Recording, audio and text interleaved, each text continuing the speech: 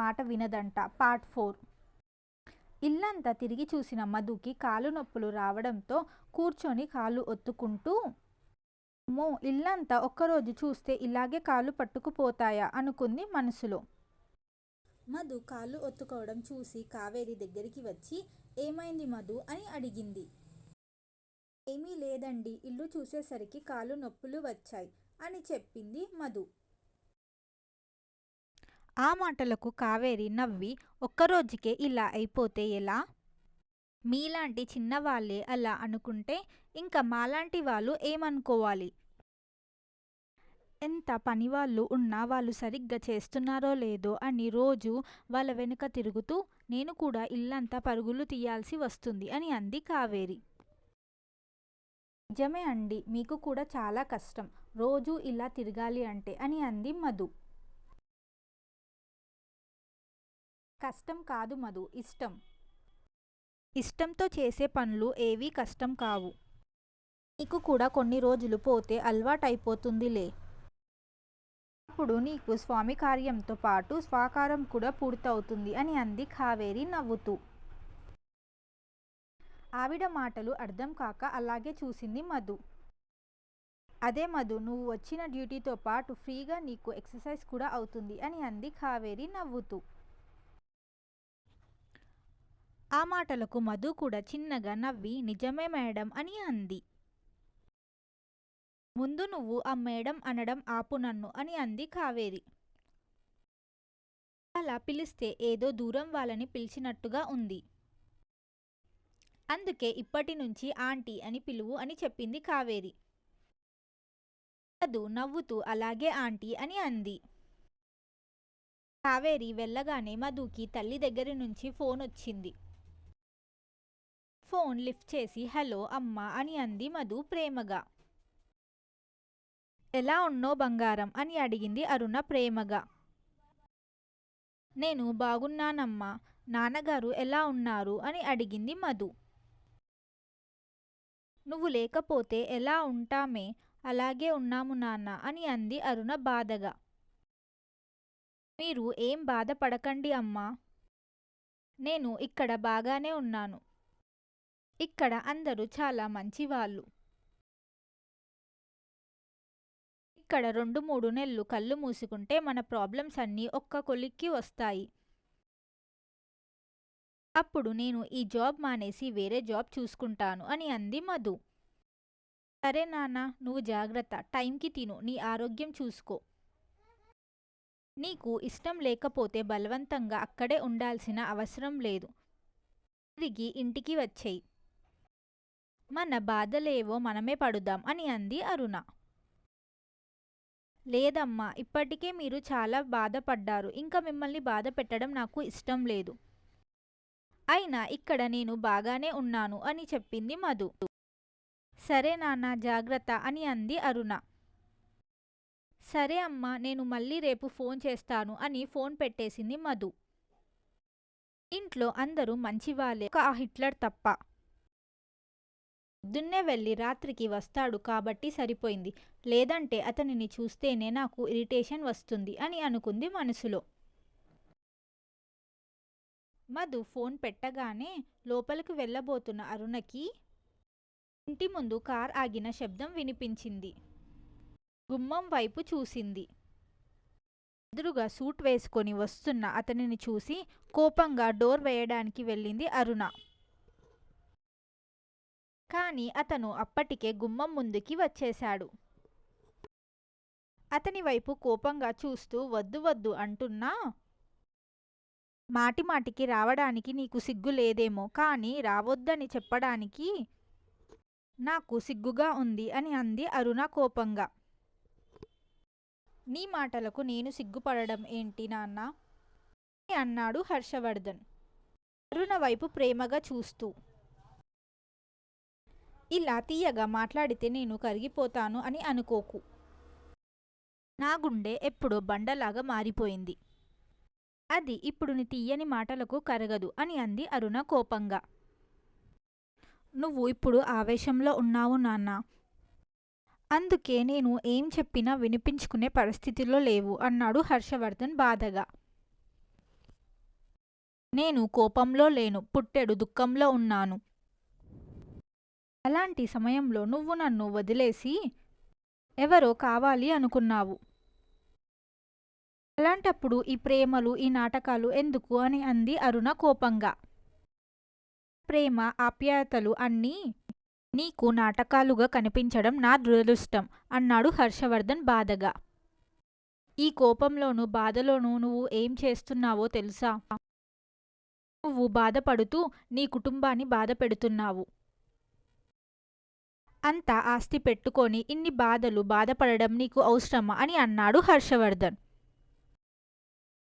నాకు కావాల్సింది ఆస్తులు, అంతస్తులు కాదు, ప్రేమ, ఆప్యాయతలు. అవి ఇవ్వలేనప్పుడు నువ్విచ్చే ఈ ఆస్తి కూడా నాకు అక్కర్లేదు అని అంది అరుణ కోపంగా. ఆస్తి నీకు ఇచ్చింది కాదు, అది నీ పుట్టింటి ఆస్తి, నీ సొంతం అని అన్నాడు హర్షవర్ధన్. పుట్టింటి వాళ్ళు లేరు అని అనుకున్నప్పుడు వాళ్ళ ఆస్తి మాత్రం నాకెందుకు, అది కూడా నువ్వే తీసుకో అని అంది అరుణ కోపంగా. అలా అనకు అరుణ, నువ్వు ఇలా బాధపడుతుంటే చూసి నేను అక్కడ ఎలా సంతోషంగా ఉండగలను అని అన్నాడు హర్షవర్ధన్ బాధగా. ఇన్నేళ్ళు ఎలా ఉన్నావో అలాగే ఉండు, దయచేసి ఇక్కడికి రాకు. మావారు లేచే టైం అయింది. ఆయన మిమ్మల్ని చూస్తే గతాన్ని తలుచుకొని మళ్ళీ బాధపడతారు. ఆయన ఆరోగ్యం అస్సలే బాగోలేదు.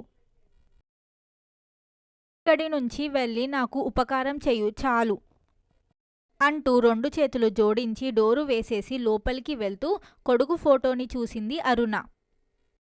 ఫోటోలో నుంచి నవ్వులు చిందిస్తున్న కొడుకుని చూసి పొంగి వస్తున్న దుఃఖాన్ని పైట చింగు అడ్డు పెట్టుకొని అదుముకుంటూ కిచెన్లోకి వెళ్ళింది. ఎప్పుడు జరిగేదే అయినా హర్షవర్ధన్కి ఈరోజు అరుణని చూస్తే గుండె తరుక్కపోయింది. మాటల్లో చెప్పడం లేదు, కానీ తను లోపల చాలా కుమిలిపోతుందని ఆ మొహం చూస్తేనే అర్థమవుతుంది. గానొక్క ఆడపిల్లని గారాబంగా పెంచుకుంటే రిను ప్రేమించి పెళ్లి చేసుకొని ఇంటికి తీసుకొని వచ్చింది. కోపంలో నాన్నగారు 4 మాటలంటే భర్తను తీసుకొని ఎక్కడికో వెళ్ళిపోయింది. కోపం తగ్గి ఇంటికి తీసుకొని రావడానికి వెతికినా ఎక్కడ కనిపించలేదు. చాలా సంవత్సరాల తరువాత ఎలాంటి పరిస్థితిలో ఎదురుపడింది అంటే తలుచుకుంటేనే గుండె బద్దలైపోతుంది. జీవంగా పడి ఉన్న కొడుకు తలని ఒడిలో పెట్టుకొని గుండె పగిలేలా ఏడుస్తూ కనిపించింది. తనని చూడగానే అన్నయ్య అని పిలిచిన పిలుపులు ఇప్పటికీ చెవిలో మారుమోగుతూనే ఉంది. అసలు అక్కడికి తను వెళ్ళింది వేరే వాళ్ళ కోసం, చూసింది మాత్రం తన వాళ్ళని. ఆ ఘోరం కళ్ళ ముందు మెదిలినప్పుడల్లా నిద్ర పట్టదు. కానీ విధి ఆడిన వింత నాటకంలో తను పావులాగా మారిపోయాడు. చెల్లెలు తనని ద్రోహి అనుకుంది.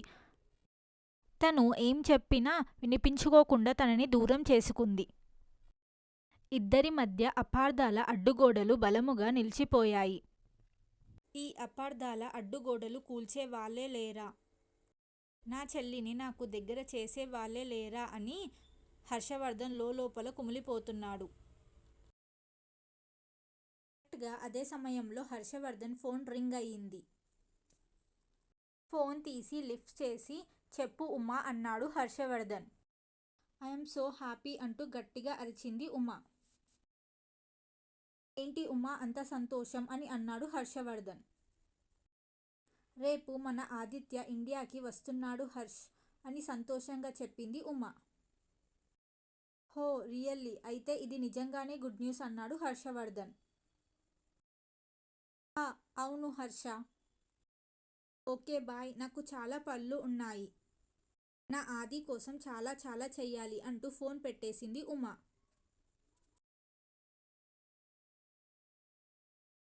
ఉమా ఫోన్ కట్ చేసే వరకు హర్షవర్ధన్ ఆశ్చర్యంగా ఫోన్ వైపు చూసి ఈ ఆడవాళ్లకు ఏం వచ్చినా పట్టుకోవడం కష్టం అంటూ అక్కడి నుంచి ఆఫీస్కి వెళ్ళాడు.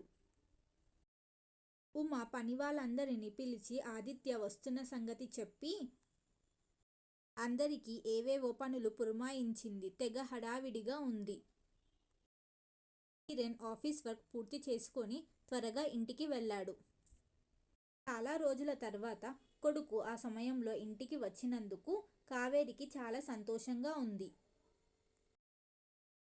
ఫ్రెష్ అయి కిందికి వచ్చిన కిరణ్కి లడ్డూలు తీసుకువచ్చి పెట్టింది కావేరి.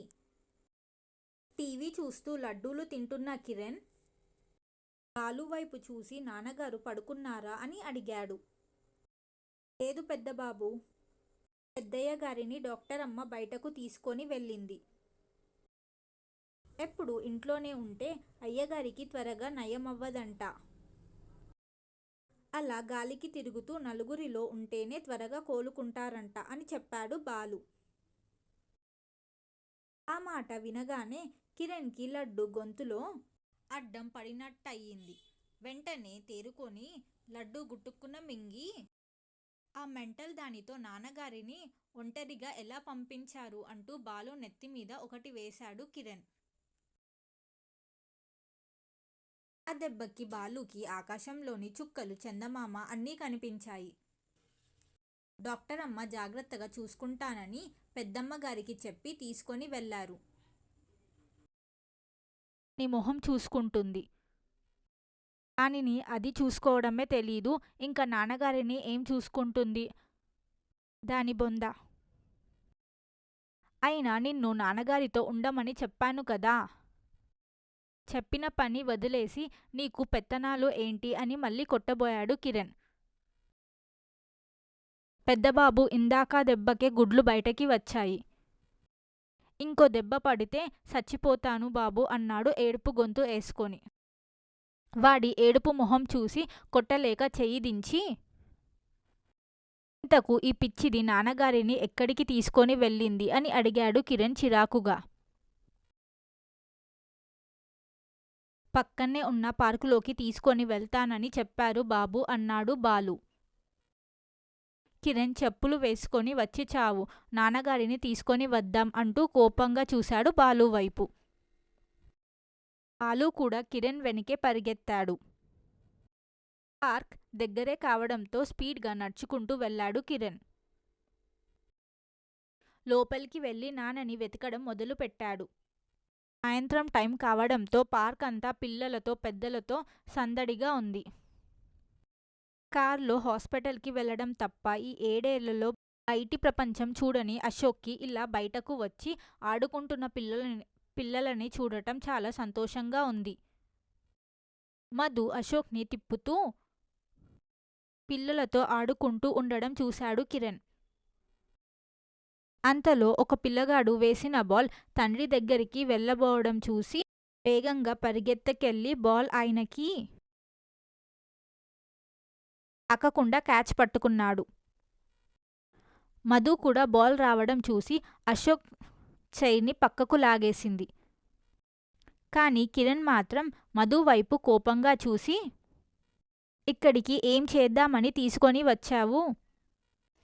కార్ కింద తోసేద్దామనా లేక ఇలా కొట్టించడానికి తీసుకొని వచ్చావా అన్నాడు చెయ్యి పట్టుకొని నొక్కేస్తూ. మధు అని బాధగా మొహం పెట్టి, నేనేం అలా జరగనివ్వను. ఒక్కసారి పొరపాటున జరిగిందని నువ్వు నన్ను బాధ్యత లేని దాన్ని అనుకోవడం ఏం బాగోలేదు అని అంది కోపంగా.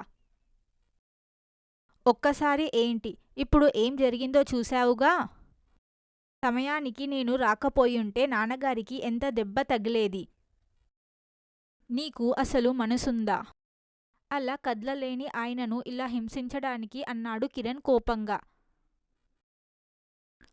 హలో, మీరు అంత సూపర్ ఫాస్ట్గా పరిగెత్తుకొని వచ్చి క్యాచ్ పట్టకపోయినా అంకుల్కి దెబ్బ తగిలేది కాదు. నేను చైర్ని పక్కకి లాగాను. ప్రపంచంలో మీరొక్కరే సరైన వాళ్ళు, మిగిలిన వాళ్ళంతా తప్పులు చేస్తూ తిరుగుతారు అనే మీ ఈ తప్పుడు అభిప్రాయాలను మార్చుకుంటే మంచిది అని అంది మధు కోపంగా.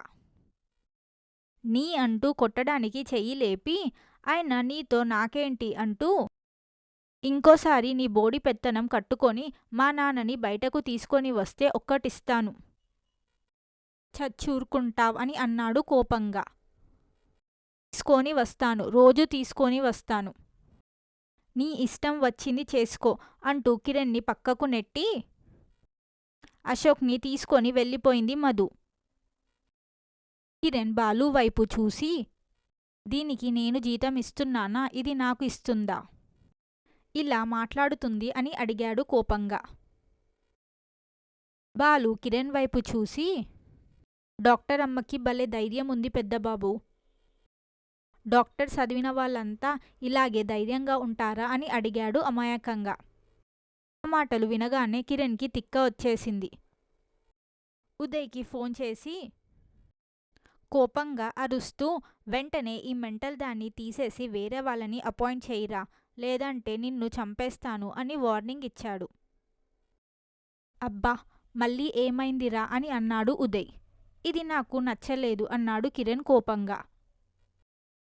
నీకు నచ్చినా నచ్చకపోయినా తనని 3 నెలలు భరించాలి, లేదంటే తనంతటానే అయినా ఈ జాబ్ మానేయాలి, అంతేకాని మనం తీసేయలేము అని అన్నాడు ఉదయ్. అది వినగానే కిరణ్ చిరాకుగా మొహం పెట్టుకొని, 3 నెలలు కాదు కదా, 3 రోజులు కూడా దాన్ని నేను భరించలేను అని అన్నాడు. కష్టమైన తప్పదు, భరించు అంటూ ఫోన్ పెట్టేశాడు ఉదయ్. ఆ అని గట్టిగా అరుస్తూ, ఏదో గుర్తొచ్చిన వాడిలా ఆగిపోయి మొహంలోని భావాలు అన్నీ మారుస్తూ, నేను తీయలేను సరే, దానంతటా అదే పోయేలా చేయొచ్చు కదా అని కళ్ళు ఎగరేసి నవ్వుకున్నాడు. అయిపోయావే మెంటల్, ఇక నీ సామాన్ ప్యాక్ చేసుకో అని అంటూ బాల్ని పిల్లర్ వైపుకి విసిరేశాడు కిరణ్. ఇంకా ఉంది. మీకు ఈ వీడియో ఎలా అనిపించిందో కామెంట్ సెక్షన్లో చెప్పండి. మరిన్ని ఇలాంటి వీడియోస్ కోసం ఛానల్ని సబ్స్క్రైబ్ చేయడం మర్చిపోకండి. మరో కొత్త వీడియోతో మళ్ళీ కలుద్దాం. అంతవరకు ఉంటాను. Bye bye.